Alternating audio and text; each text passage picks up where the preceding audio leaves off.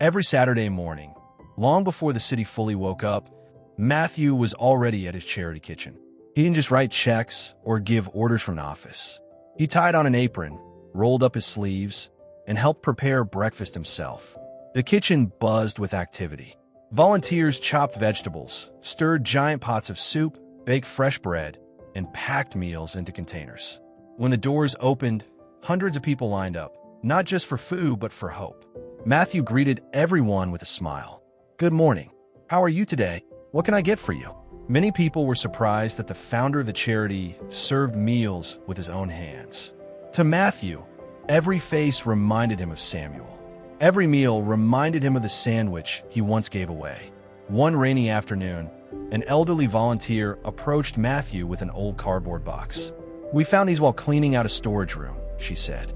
Inside the box were faded photographs, handwritten letters, and newspaper clippings.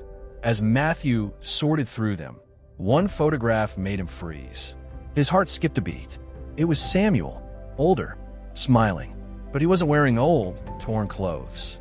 He was dressed in a neat business suit. Matthew whispered, "It can't be." Matthew carefully unfolded one of the newspaper articles. The headline read, "Local businessman donates fortune to children's homes." The article explained that decades earlier, Samuel had owned a successful construction company. He had built schools, funded hospitals, donated millions to orphanages.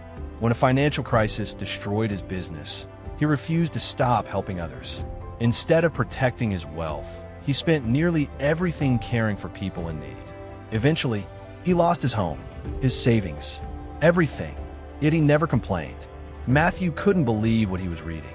The man the world had ignored had once spent his entire life helping strangers. Matthew couldn't stop thinking about Samuel. He wanted to thank him. He wanted to tell him how one conversation had changed his entire life.